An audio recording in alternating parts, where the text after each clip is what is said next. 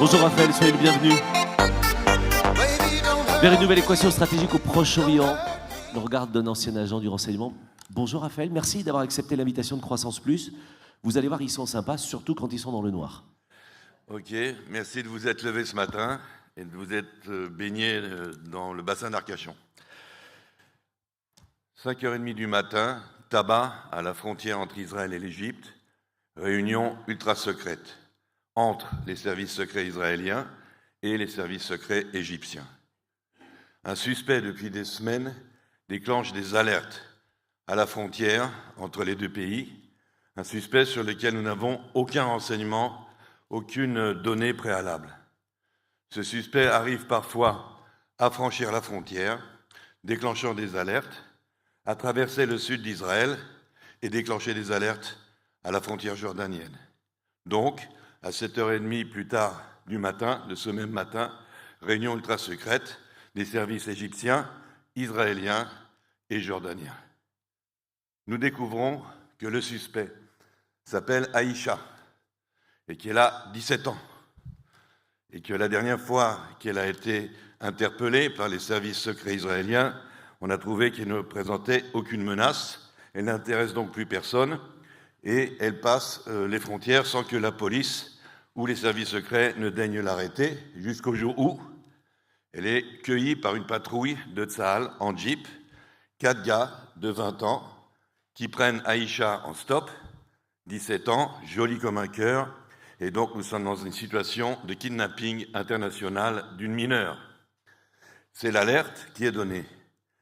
Grâce aux efforts des services secrets égyptiens et jordaniens, nous découvrons que le problème de Aïcha et la raison pour laquelle elle franchit les frontières, c'est qu'il y a eu en fait un accord entre deux familles bédouines, elle est une jeune fille bédouine du Sinaï, et une branche d'un clan bédouin de Jordanie qui avait rendu visite à la famille du Sinaï, avait conclu un mariage entre Aïcha et un jeune homme de Jordanie. Malheureusement, dans le marchandage des dots, ça ne s'est pas très bien goupillé, le mariage a été annulé. Malheureusement, Aïcha était tombée amoureuse de son fiancé. Et c'est la raison pour laquelle elle franchissait les frontières et déclenchait des alertes. C'était pour aller le rejoindre. Et donc, dans ces réunions secrètes, l'ultime réunion secrète, les services secrets égyptiens, jordaniens, israéliens ordonnent au père d'Aïcha d'autoriser le mariage, escortent Aïcha jusqu'en Jordanie, ordonne au père du jeune fiancé de marier les deux enfants et nous restons dans notre jeep à distance en laissant le mariage se faire. Voilà une opération ultra secrète à laquelle j'ai participé.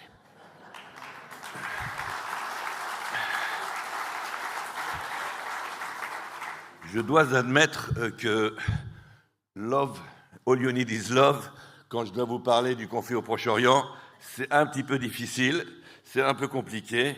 J'espère que le logo de Love sera aussi affiché dans les salles de discussion à Islamabad aujourd'hui. Donc, comme on l'a rappelé, je suis né à Paris, je suis un Parisien, je suis né sur la butte Montmartre, donc on ne peut pas faire mieux pour Parisien. En 67, alors j'ai fait 68, comme tout le monde, j'ai cassé les chaises et les vitres du lycée, c'est bon, c'était bien. Mais en 67, je vois à la télévision, durant la guerre des 6 jours, apparaître des soldats de Tsahal sur des tanks qui se battent dans le Sinaï durant la guerre des 6 jours. Et là, je décide, moi, c'est ça que je veux faire. Je ne veux plus être astronaute, je ne veux plus être cow-boy, je veux être soldat de Tsahal. Ça ne m'a jamais quitté. Mes parents, qui étaient des migrants, ce qu'on appelle aujourd'hui des migrants, voulaient jouer plutôt la sécurité, me demandent de faire des études. Malheureusement ou heureusement pour moi, j'ai des facilités, je fais Normal Sup. Et quand je termine Normal Sup, je dis voilà, vous êtes contents. Eux, ils pensaient que c'était bon, on allait poser la valise, et donc je pars pour Israël pour m'engager dans l'armée, où je servirai donc entre autres dans la marine, et puis dans les services de renseignement, avec au départ des missions d'espionnage et un peu parfois de marchand de canons en Amérique latine, en Asie, en Afrique, dans des pays très très sympathiques en général, avec des dirigeants extrêmement aimables. J'ai bu le café avec Augusto Pinochet et je ne m'en vante pas.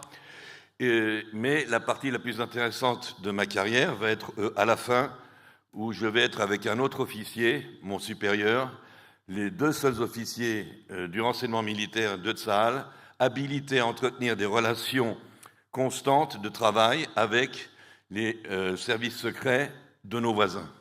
Et cela va inclure les voisins avec lesquels nous n'avons pas d'accord de paix, et donc de pouvoir travailler avec les Libanais, les Syriens, à l'époque aussi les Jordaniens qui n'avaient pas encore la paix avec la Jordanie, avec les Saoudiens. Et le but de ces relations de travail, c'était d'éteindre des incendies, tout simplement. Il y a parfois des crises ou des potentiels de crise qu'au niveau politique, de part et d'autre, on préfère ne pas voir se développer, ne pas escalader. Je vais vous donner un exemple très simple de notre travail. Un jour, en mer Rouge, un bateau missile israélien s'échoue sur les côtes de l'Arabie Saoudite. En fait, le pilote s'est endormi carrément à la barre, et le bateau missile arrive et flaque en pleine plage de l'Arabie Saoudite. Alors les Saoudiens ont bien compris que malgré que nous soyons très arrogants, nous n'allions pas les envahir avec un seul bateau, et qu'il y avait eu un petit problème. On a essayé de leur faire savoir, à l'époque c'était pas aussi facile que vous croyez, il fallait passer, en fait on a trouvé un canal diplomatique par Londres pour leur faire savoir qu'il y avait eu quand même un petit souci. Et effectivement, en négociant avec nos collègues, l'armée israélienne, donc Tsahal, est allée physiquement, par voie de mer, mais aussi par voie de terre, avec du matériel lourd, en Arabie Saoudite, dégager le bateau. Donc voilà un petit peu le genre de travail que nous avions à faire. Alors avant de rentrer dans le vif du sujet, qui est évidemment ce qui se passe en ce moment, et qui, à mon avis, va changer non seulement la face du Proche-Orient, mais la face du monde, je dirais pourquoi, je voudrais mettre 2-3 petits trucs au clair, parce qu'il y a parfois des idées reçues sur ce qu'est Israël qui ne sont pas tout à fait exactes. Alors je rappelle quand même que depuis 1948, année de la création de l'État d'Israël, ce pays est en état de guerre constant et de survie existentielle, c'est-à-dire les ennemis de ce pays veulent sa destruction, pas une victoire, pas une occupation, pas anéantir l'État d'Israël. C'est leur but, il est écrit noir sur blanc dans leur charte, ils le déclarent sans arrêt, de façon tout à fait ouverte et sans complexe. Je rappelle que quand on dit nos ennemis, si on réfléchit, la taille d'Israël aujourd'hui, c'est 10 millions d'habitants, et la taille d'Israël, c'est 28 000 km², c'est-à-dire la taille de la Bretagne. Mais sur le plan stratégique, imaginez-vous la Suisse, pendant 70 ans, bientôt 80 ans, entourée de l'Europe, et pratiquement au départ, en tous les cas, toute l'Europe veut détruire la Suisse. Donc la Suisse doit se démerder, excusez-moi, pour survivre. Aujourd'hui, c'est plus toute l'Europe, c'est plus tout le Proche-Orient, mais ça l'a été, qui était pour la destruction d'Israël, et cela pendant toutes ces années. Et pour survivre, eh bien, il n'y a qu'un seul truc qui s'appelle Tsahal, Mossad, Shin Bet. Il y a la défense qu'Israël va implémenter pour tout simplement se défendre. Alors Tsahal, on ne le connaît pas suffisamment bien. Tsahal, c'est l'armée du peuple, c'est-à-dire c'est une armée qui est composée de conscrits et de réservistes. C'est une armée où tout le monde est enrôlé. Ça veut dire les femmes, bien sûr, qui aujourd'hui, comme vous le savez, ça se passe d'ailleurs dans le monde entier, occupent des postes tout à fait égaux à ceux des hommes, des chefs d'escadron de l'armée de l'air, des chefs d'unités de tanks, tous ces postes. Aussi en Israël, ce qu'on ignore, c'est les soldats non juifs, c'est-à-dire en majorité des musulmans, bien sûr aussi des chrétiens, donc tout ce qui est les arabes. Il y a en Israël 20% de la population est arabe. Ils sont surtout... Alors on avait traditionnellement les Bédouins et les Druzes, qui sont un petit peu comme les Kurdes, hein, qui sont des clans très guerriers, qui ont toujours été formés au combat. Mais aujourd'hui, on recrute de plus en plus donc la jeunesse musulmane, et selon les opinions politiques, selon les quartiers desquels ils viennent, il y a pas mal de dirigeants arabes qui les encouragent à rejoindre les rangs de Tsahal. Alors, c'est vrai que c'est leur pays, parce qu'en fin de compte, lorsque vous parlez des Arabes d'Israël, c'est les mêmes que les Arabes de Hébron, de Naplouse, c'est-à-dire ce sont des Palestiniens. À la différence qu'eux sont restés, en 1948, ne sont pas partis, et sont devenus israéliens. Et donc, la grande majorité d'entre eux prêtent allégeance à l'État d'Israël, même s'ils ont des cousins qui habitent effectivement dans les territoires. Et la raison principale pour laquelle, en dehors du patriotisme, etc., les jeunes musulmans servent dans l'armée, c'est l'égalité des chances. En tant qu'entrepreneur, imaginez l'entrepreneur israélien, lorsqu'il embauche, il va se baser, après avoir vu tout votre CV, toutes vos recommandations, il va se baser sur votre livret militaire. Dans votre livret militaire, il y a écrit si vous êtes fiable, si vous tenez sous la pression, si on peut vous faire confiance, etc. Dans le livret militaire, en fin de compte, quand vous faites l'armée, vous vous découvrez vous-même et ensuite, on vous êtes noté, vous êtes surveillé. Et donc, lorsque vous postulez pour un job en Israël, on va vous demander votre livret militaire. Et si vous êtes un musulman, pour les musulmans, c'est reste volontaire, donc vous n'avez pas fait l'armée, vous avez une moindre égalité des chances à l'emploi. C'est une des raisons aussi pour laquelle donc, les jeunes...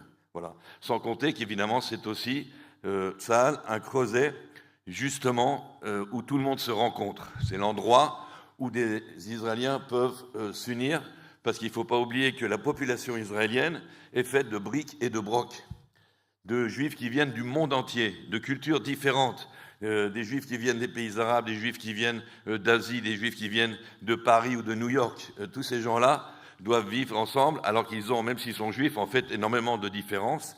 Et l'endroit où ils peuvent se rencontrer, un des endroits en tous les cas, c'est Tsahal. C'est aussi la gomme de la différence sociale, riches, pauvres, etc. Donc, dans ce creuset, c'est important parce que Tsahal a un rôle social extrêmement important pour la cohésion de la société israélienne, qui, comme je vous l'ai dit, est faite de briques et de brocs. Je dis toujours, le plus grand camp de réfugiés au Proche-Orient, c'est Israël. C'est 5 millions de réfugiés, dont des millions de réfugiés des pays arabes, expulsés des pays arabes. Et tous ces gens-là, eh bien, il faut en faire quelque chose de cohérent, les cimenter, et comme tout le monde le sait, faire un consensus chez les juifs, c'est absolument impossible. 2 juifs, 3 opinions. Et donc, ce creuset et ce travail, ça ne se fait pas en 2 minutes. Et justement, malgré notre situation sécuritaire, ou en dépit de notre situation sécuritaire, nous avons une armée dans laquelle on sert longtemps. Imaginez-vous que vous terminez votre bac, vous sortez du lycée, vous êtes parti, si vous êtes un garçon, pour 3 ans de service militaire, si vous êtes une fille, pour 2 ans de service militaire, obligatoire, sans concession, la plupart dans les unités combattantes. Si vous êtes dans les unités combattantes, dans les unités technologiques ou même médecins, vous allez faire des réserves jusqu'à minimum 45 ans. À l'époque, c'était un mois par an de réserve. Le système de la réserve est d'ailleurs copié, puisqu'on a parlé de la Suisse tout à l'heure, sur le système suisse. Les Suisses. C'est exactement à la création de l'État d'Israël. On est allé voir en Suisse comment ça marchait. Et vous le savez, les réservistes en Suisse, ce sont des citoyens comme vous et moi, qui, enfin pas moi, mais vous, et donc qui vont à l'entraînement chaque année pendant presque un mois en Suisse, pour les réservistes les plus sérieux, qui ont leurs armes et leur équipement à la maison. Donc nous avons cela. Il y a en Israël aujourd'hui 170 000 conscrits par an. Donc tous les ans, vous avez 170 000 jeunes qui rentrent à l'armée, multiplié par 2-3 ans de service militaire, vous avez environ 300 000 conscrits sous les drapeaux à tout moment. À cela s'ajoutent 450 000 réservistes, et à cela s'ajoute la 50aine de mille d'officiers de carrière qui sont dans Tsahal. Donc vous arrivez à un chiffre assez important, une armée qui peut se compter à 800 000 hommes. Dans cette armée, le plus important aujourd'hui, ce sont 2 choses, c'est la technologie et le renseignement, bien que je terminerai en fait sur l'importance absolue de l'humain et de l'intuition humaine dans le travail du renseignement et dans le travail militaire. Mais aujourd'hui, donc, le renseignement dans la guerre en ce moment avec l'Iran, on a vu à quel point le renseignement était important et à quel point les Israéliens avaient le renseignement. De où M. Khamenei va faire pipi, excusez-moi, jusqu'aux centrales nucléaires les plus importantes. Donc c'est important, c'est le renseignement, ça se divise en Israël en 4 parties. Vous avez le Mossad, c'est un petit peu l'équivalent de la DGSE, le Bureau des légendes. Vous avez le Shin Bet, qui est l'équivalent de l'ancienne DST, c'est-à-dire le contre-espionnage, la sécurité intérieure. Vous avez l'Institut de sécurité nationale, qui est un organisme civil qui dépend tout de même du ministère de la Défense et qui, lui, a surtout comme mission la lutte contre le terrorisme. Et c'est souvent plus pour protéger les Israéliens ou les communautés juives à l'étranger qu'un travail de défense véritablement de l'État d'Israël, avec les tentatives d'attentats qu'on connaît de par le monde. Et puis, en dernier lieu, donc, d'où moi je viens, c'est le renseignement militaire qui s'appelle Aman. En hébreu, ça veut dire Agaf Hamodin, ça veut dire la branche du renseignement, tout simplement, de l'intelligence militaire. Dans Aman, vous avez l'unité très connue 8200. Alors cette unité 8200, elle est énorme, c'est des milliers et des milliers de soldats et d'officiers. Beaucoup sont recrutés par des chasseurs de tête. En Israël, on suit vos études. Toutes les notes que vous avez à l'école, ce qu'on pense de vous. Si on va vous prendre dans un boulot un peu spécial, on va aller interroger votre concierge et vos copains de classe. Il y a tout un dossier qui est préparé. Et pour l'unité 8200, bien sûr, on va prendre les meilleurs. L'unité 8200, c'est tout ce qui est d'abord la collecte de l'information. Ça peut être une collecte ouverte, l'information ouverte, ça veut dire vous avez une unité qui est spécialisée dans la lecture des journaux. Ils lisent tous les quotidiens arabes, par exemple. Et ils cherchent dans un quotidien l'équivalent, je sais pas moi, du Parisien en France, l'info, le truc qui peut les brancher sur un renseignement. Et ça va jusqu'aux choses les plus ultra secrètes qui nécessitent un espionnage de haute technologie ou des agents secrets qui vont être délégués vers un endroit ou auprès de quelqu'un pour obtenir du renseignement. Donc toute cette panoplie-là qui résulte en des millions et millions de données récoltées par jour. Et là, évidemment, la difficulté, c'est trier. Comment trier ? Je vous donne un exemple des données qui sont récoltées tous les jours. Tout ce qui est mouvement des personnes. Et nous obtenons de beaucoup de compagnies aériennes les déplacements, les listes des passagers. Et on peut repérer, mais il faut avoir pour ça les algorithmes et l'expérience, dans des milliers de vols qui ont lieu aujourd'hui, par exemple, lesquels vols ou lesquels déplacements sont louches. Monsieur Untel est parti de Beyrouth à Ankara, et d'Ankara, il est allé à Moscou, et puis il est revenu par Damas. J'exagère, mais c'est un petit peu ça. Donc repérer dans ces millions de vols. La même chose pour les mouvements d'argent. Suivez le fric, toujours.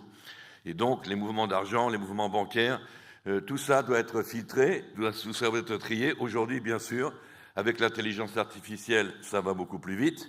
Et surtout, avec une autre unité dans 8200, qui est parallèle à 8200, qui s'appelle MAMRAM, c'est l'unité des ordinateurs, qui dispose aujourd'hui de l'ordinateur quantique le plus puissant du Proche-Orient, qui dispose d'un matériel. J'ai une fois demandé au chef, c'est un colonel, le chef de cette unité technologique, informatique, j'ai dit, mais toi, en fait, dans le civil, à Santa Barbara, tu touches minimum $50,000 par mois. Là, tu es un colonel de l'armée. Et il m'a dit, oui, mais à Santa Barbara, je monte sur un Solex. Ici, je conduis une Harley Davidson. Donc, une autre unité, juste un petit peu pour l'anecdote, c'est l'unité 9900. L'unité 9900, c'est tout ce qui est visuel, les photos aériennes, les photos satellites, donc tout ce qui est ces photos un peu noir et blanc, pas très, un peu floues. On vous dit, ah, regardez, c'est une centrale nucléaire. Vous voyez rien du tout. Dans cette unité-là, ce qui est là de particulier, elle est à 90% constituée d'autistes. Des autistes savants qui, eux, vont tout de suite analyser cette photo, vont se rappeler de chaque point, de chaque pixel sur la photo et vont pouvoir donc nous donner l'indication. Ils sont utilisés aussi pour tracer des disparus, par exemple, ou des otages. Ils sont capables, moi je l'ai vu parce que j'étais une fois en vol en hélicoptère, ils sont en hélicoptère, ils regardent en bas dans le désert et ils vont vous dire, là il y a une moto qui est passée, là il y a un chameau qui est passé. Ils vont lire d'en haut, donc le désert, de même qu'un tracker bédouin à terre va toucher le sable, le renifler, le sucer pour vous dire qui est passé par là et quand il est passé là. Une autre unité un peu légendaire, c'est l'unité 504, c'est Fauda. L'unité 504, c'est la série Fauda, tout à fait. Donc, en hébreu, ça s'appelle les Mistarbim, ceux qui se déguisent. et qui donc peut se déguiser en arabe. Souvent, il se déguise en femme, d'ailleurs. Ça pose moins dans la société arabe, la femme étant un petit peu... Voilà, on se méfie moins d'elle. Et la dernière action en date de cette unité 504, c'est hier, où ils ont balancé des tracts sur Beyrouth, en arabe bien sûr, en demandant aux citoyens libanais de donner toute information qu'ils auraient sur la présence de membres importants du Hezbollah dans leur quartier. Ils ont reçu dans la journée des milliers, il fallut trier bien sûr, parce que ça pouvait être des informations bonnes ou mauvaises. Ils ont dû trier donc ces milliers d'informations de gens, et vous avez vu qu'il y a eu une frappe, et dans cette frappe, on a supprimé le commandant du commandement sud du Hezbollah, grâce à une information qui a été donnée par les citoyens libanais sur demande de cette unité 504.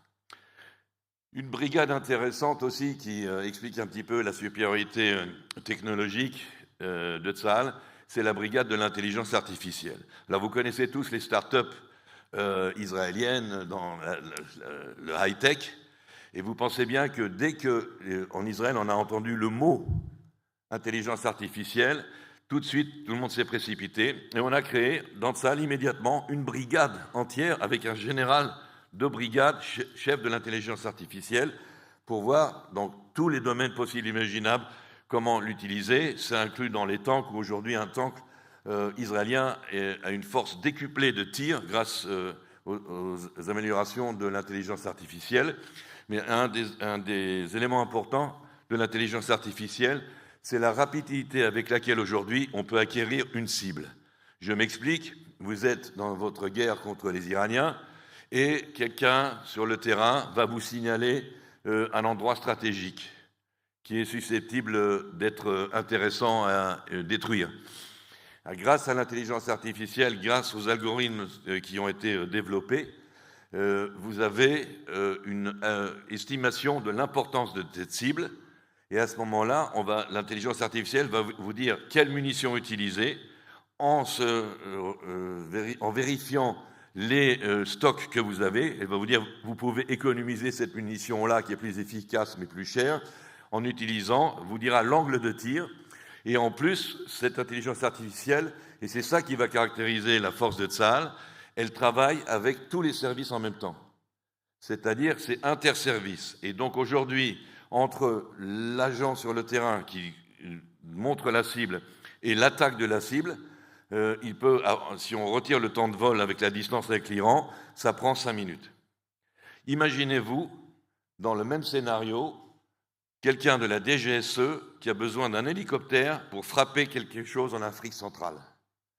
Imaginez-vous combien de formulaires il va devoir remplir, combien de temps ça va prendre avant que l'armée de l'air lui libère cet hélicoptère. Il va falloir qu'il justifie le budget, voilà, toute cette bureaucratie donc, a été supprimée.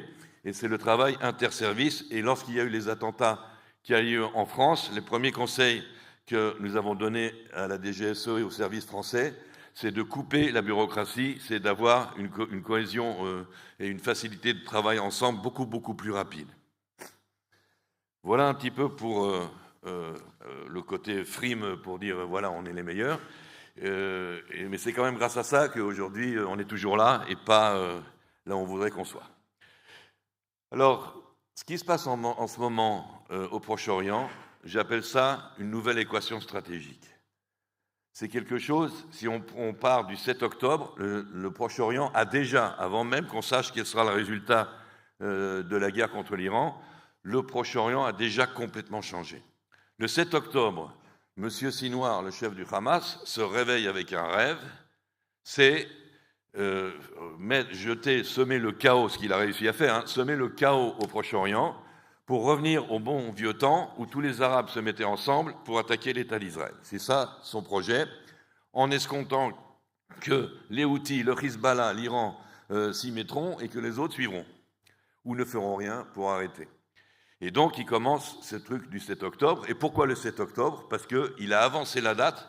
Et c'est pour ça que le Hezbollah a été pris par surprise et n'est pas entré tout de suite dans la danse. Ce qui l'a vraiment inquiété, là où il a paniqué, c'était qu'on était à 2 doigts de signer la normalisation entre Israël et l'Arabie Saoudite. Et ça, pour lui, c'était la ligne rouge. Téhéran lui a dit il faut absolument faire quelque chose de spectaculaire pour que les Saoudiens ne signent pas avec les Israéliens. C'est la raison pour laquelle la date du 7 octobre a été préconisée, bien que l'opération, comme vous le savez, était préparée à l'avance. Le rêve de Sinoir s'est réalisé en partie, puisque regardez le chaos effectivement qui règne aujourd'hui au Proche-Orient. Malheureusement, c'est devenu son pire cauchemar, parce qu'aujourd'hui, il y a un bloc solidaire des pays arabes et d'Israël qui est véritablement le pire cauchemar que peut avoir le chef du Hamas.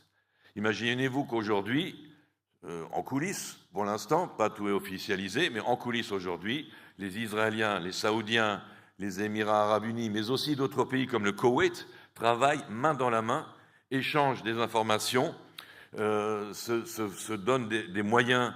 Eux ont du pétrole, nous on a des idées, donc échangent. Il y a un bloc solidaire, Israël, pays arabes, contre l'Iran, qui lui est complètement isolé aujourd'hui, à part 2-3 proxys. Et ça, c'est un changement stratégique extrêmement important, parce qu'on avait toujours dit qu'avec la modernité des Israéliens et la puissance et la richesse des pays arabes, le Proche-Orient pouvait devenir effectivement probablement la région la plus puissante du monde, et on le voit pour le deuxième enjeu de cette guerre, avec le chantage énergétique. En fin de compte, il y a un problème, c'est que l'histoire du détroit d'Ormuz, ça montre à quel point, et si on ne s'en était pas rendu compte avant, c'est un petit peu bizarre, mais admettons, à quel point, par exemple, l'Europe est dépendante énergétiquement des pays producteurs de pétrole et de gaz naturel, qui ne sont pas uniquement le Proche-Orient, vous avez les Russes aussi, mais cette dépendance-là, maintenant, elle est difficile à vivre. Elle va être de plus en plus difficile à vivre, et vous avez eu hier Carlos Ghosn qui vous a expliqué ce qui allait plus ou moins arriver. Je pense qu'il a raison, l'avenir le dira, mais en tous les cas, une chose est certaine aujourd'hui, si les nations avancées, si l'Union européenne ne fait rien, et c'est ce que sont en train de faire les dirigeants, rien, ils seront donc toujours sous ce chantage à l'énergie, ce chantage au pétrole qui est en train d'avoir lieu, qui est là sous vos yeux. Je pense que c'est un enjeu extrêmement important de cette guerre. Mais en fin de compte, l'enjeu principal, nous sommes face à deux civilisations qui s'affrontent. C'est deux mondes complètement différents qui s'affrontent. C'est l'Occident et un certain Orient, bien sûr. Il faut faire très attention à ne pas généraliser. Il y a en Orient, dans l'islam, une frange qui est véritablement médiévale, rétrograde, qui a un rêve qui est d'instaurer la charia sur le monde. C'est quelque chose qui nous vient d'un passé sombre et qui prend de l'ampleur, malheureusement, qui atteint aujourd'hui jusque dans les capitales de l'Europe, avec des dangers, même pour les citoyens, avec des attentats, avec des radicalisations d'une certaine jeunesse. Et cette civilisation-là fait face à une civilisation qui, elle, ne demande qu'à progresser, à garder ses valeurs libérales, démocratiques, etc. C'est donc un choc de civilisation. Et c'est aussi un tournant historique sur le plan militaire. C'est aujourd'hui deux façons de faire la guerre qui s'affrontent. Et là, dans ce qu'on voit en ce moment, entre l'Iran, les Israéliens et les Américains, vous avez la guerre classique. Les Iraniens, c'est la guerre classique. Aussi Moyen-Âge, c'est la guerre d'attrition. Moi, j'appelle ça la guerre de 100 ans. C'est-à-dire, eux, pour tenir le coup, c'est faire durer. On fait durer, parce que comme ça, l'ennemi va s'essouffler, Trump va se dégonfler, les gens, l'opinion publique va être contre parce que ça dure trop longtemps. C'est véritablement le détroit d'Ormuz, assiéger le détroit d'Ormuz, c'est l'état de siège des forteresses du Moyen-Âge. On est dans une guerre du passé. Et en face, vous avez la guerre nouvelle technologique, chirurgicale, très, très technique, qui est basée surtout sur le renseignement et l'intelligence artificielle. Et donc maintenant, dans ce bras de fer, nous allons voir ce qui va se passer. On ne sait pas qui va l'emporter. Est-ce que l'avenir du métier militaire va être d'aller vers l'avant, d'être de plus en plus technologique? On va en parler. Je pense que nous allons vers des guerres où il n'y aura pas un seul soldat, qui seront menés que par des machines. Mais on peut aussi revenir en arrière, regarder les outils du Yémen avec le couteau à la ceinture, et on peut aussi revenir à l'âge de pierre ou de fer. Donc l'avenir nous le dira. En tous les cas, une chose est certaine, on ne peut pas parler aujourd'hui de victoire ou de défaite, ça n'existe plus. Personne ne gagne des guerres et personne ne perd des guerres. Tout ce qu'on est en gestion de crise. Et on essaye, dans le cas de ceux qui sont attaqués, de limiter ou de réduire et retarder au maximum les menaces qui pèsent sur nous. Donc aujourd'hui, ce qu'on fait face à l'Iran, c'est pas qu'on va gagner contre l'Iran. On ne gagnera jamais d'abord que si le régime tombe et qu'on libère le peuple iranien. Ça sera la seule victoire possible. Et sinon, c'est une gestion de crise. On est à un round très violent, mais il y en a eu avant et il y en aura après. On n'aura jamais fini le travail. Alors, à la disposition de Tsahal et des armées américaines, mais surtout de Tsahal, vous avez la force de Tsahal aujourd'hui, c'est depuis 2 ans et demi, donc depuis le 7 octobre, Tsahal se bat, s'entraîne donc sur tous les terrains possibles et imaginables, dans tous les cas de figure possibles et imaginables, que ça aille du soldat d'infanterie qui marche dans les rues sablonneuses de Gaza, au pilote qui, dans son F-35, va aller frapper à 2000 km de chez lui. 2 ans et demi d'un entraînement intense avec des réservistes qui ont fait entre 7 et 8 mois de réserve ininterrompue dans certains cas. Vous imaginez à quel niveau de préparation, d'entraînement militaire ils sont. On a parlé des avantages technologiques.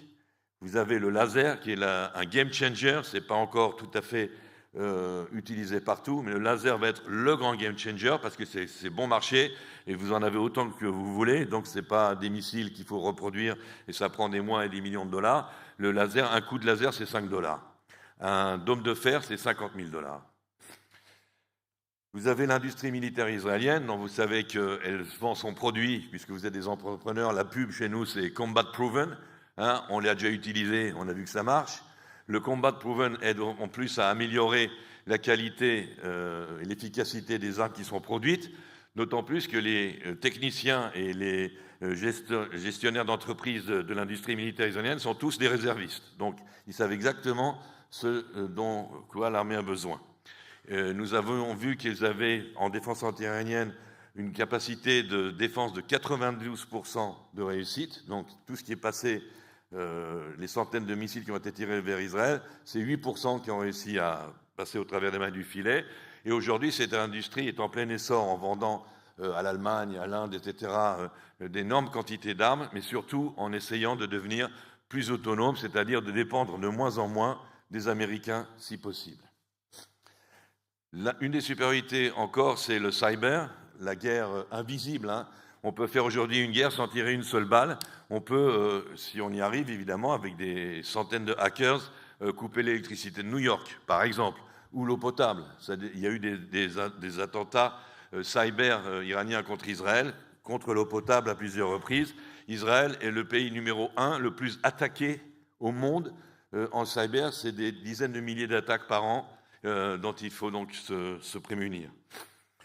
Le cyber, c'est aussi une façon de faire la guerre. Aujourd'hui, vous pouvez faire tomber un drone en brouillant tout simplement le GPS du drone. Le drone va aller frapper n'importe où ou va perdre la boule, si vous voulez. Vous avez aussi les bugs. Alors, par le passé, il y avait ce qu'on appelait le Stuxnet qui avait été développé avec les Américains. Et pour l'introduire, ce bug, par exemple, dans la gestion d'une centrale nucléaire, il fallait une clé USB il fallait trouver donc un employé de la centrale nucléaire, son laptop, et hop, mettre la clé USB pour introduire le bug qui ensuite allait déglinguer tout le système informatique. Aujourd'hui, c'est l'Internet de toutes les choses, et je dis toujours, en exagérant bien sûr, que lorsqu'un agent du Mossad n'a pas vraiment le temps d'aller mettre la clé USB, il va demander à sa femme d'envoyer le virus par la machine à laver. C'est l'Internet de toutes les choses. Un dernier point qui est assez intéressant, c'est l'ombre qu'il y a derrière chaque soldat de Tsahal. Lorsque vous voyez un soldat de Tsahal dans une rue de la Casbah de Gaza, sablonneuse, entre les immeubles, il a sa caméra GoPro sur le front ou sur la poitrine. Il y a derrière lui une ombre. Il a derrière lui un autre soldat qui le suit, mais cet autre soldat ou soldate est assis dans une salle d'opération. Cette salle d'opération est la copie de l'unité qui est sur le terrain, suivant pas à pas ce que cette unité est en train de faire. Le soldat sur le terrain décrit ce qu'il voit, ce qu'il ressent, et de l'autre côté, son ombre est en train de mettre tout cela dans un ordinateur avec tous les algorithmes, tous les renseignements qu'on a, les photos satellites, les rapports des indicateurs qu'on a pu recevoir sur cet endroit, et c'est lui qui va lui dire, par exemple, face à un immeuble, nous pensons qu'il y a tant de terroristes dans cet immeuble, nous pensons que tu devrais attaquer par la droite ou par la gauche, aller au 2e étage ou ne pas aller au 2e étage, ou ne pas y aller du tout, et nous envoyer un avion pour détruire l'immeuble. Tout ça est fait, donc chaque soldat qui avance aujourd'hui de Tsahal a son nombre à l'arrière qui essaie de calculer pour lui. Et je terminerai sur le corps des robots. Nous avons un régiment de robots où il n'y a pas donc un seul homme. Nous avons par exemple les bulldozers, ces fameux bulldozers qui tracent des corridors opérationnels dans des endroits dangereux, où c'est piégé, où il y a des bombes, et donc c'est dangereux pour le conducteur. Aujourd'hui, ce sont des robots, ils sont télécommandés de loin, ça s'appelle les D9, hein, c'est des trucs énormes, des bulldozers énormes à la Caterpillar, comme ça, qui font le travail. Nous avons des patrouilleurs. Les patrouilleurs, c'est aujourd'hui des petits drones qui se baladent, en ce moment même où je vous parle, j'en suis sûr aussi, dans le ciel de Téhéran, par exemple. Et ces petits drones-là, regardent, ils sont capables d'identifier un Basiji, et le cas échéant, de lui tirer dessus et de l'éliminer une fois qu'ils l'ont repéré. Et personne ne les contrôle, ils le font le travail tout seuls, espérant qu'ils ont été bien programmés. Et vous avez même, dans le cas des robots, l'élimination d'un des membres clés du programme nucléaire iranien qui s'appelait le professeur Farizadeh. Et lui, il a été tout simplement éliminé. On a suivi, bien sûr, ses déplacements, etc. À un carrefour, lorsqu'il se rendait de chez lui au travail, à un carrefour, il y avait un robot qui l'attendait, qui l'a identifié et qui l'a éliminé. Alors tout ça, c'est très bien, mais c'est pour faire la guerre. Et une fois qu'on a fait la guerre, une fois qu'on a les acquis militaires, il faut terminer, il faut faire la paix. Alors quels sont les moyens de faire la paix? C'est aussi l'intelligence artificielle, c'est aussi des algorithmes. C'est là qu'entre effectivement le plan humain. Dag Hammarskjöld, je prononce très mal son Hammarskjöld, c'est un nom scandinave. Pardon. C'était le premier chef des casques bleus de l'ONU. Lorsqu'il a pris son job en tant que premier chef des casques bleus de l'ONU, il a dit la paix, c'est pas un job pour les soldats, mais il n'y a que les soldats qui peuvent la faire. Et effectivement, c'est aujourd'hui les soldats qui peuvent, et je vous l'ai montré dans les fonctions que j'ai exercées, au niveau, donc loin des couloirs de la politique et des cocktails huppés des diplomates, il y a une façon de faire la paix qui est essentielle sur le terrain d'abord. Si vous n'avez pas une accalmie sur le terrain, vous pouvez discuter de tout ce que vous voulez. Aujourd'hui à Islamabad, ils peuvent parler autant qu'ils veulent. Au prochain missile qui va décoller d'Iran vers Israël, c'est reparti pour un tour.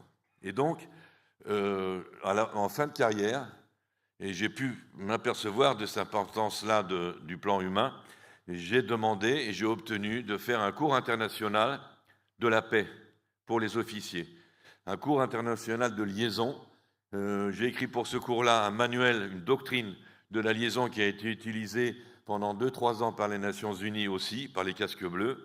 Tout simplement, comment faire une désescalade. Parce que faire la guerre, c'est facile, tout le monde peut commencer demain matin. L'arrêter, ça, c'est beaucoup plus compliqué. Et donc, comment peut-on faire? Quels sont les moyens?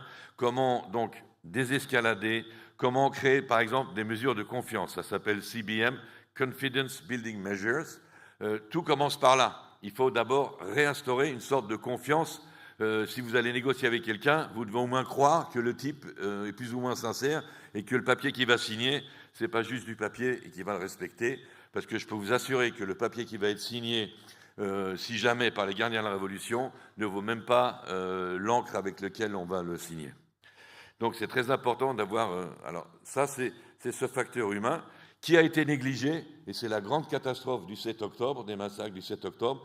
On s'est trop basé le 7 octobre sur la technologie, sur les sensors, les caméras, dont Gaza a été truffé pour espionner le Hamas, même les images satellites. Et on n'a pas écouté de simples jeunes observatrices sur le terrain qui ont dit « mais regardez, ils sont en train de nous rentrer dedans, ils sont en train… » On n'a pas écouté le facteur humain.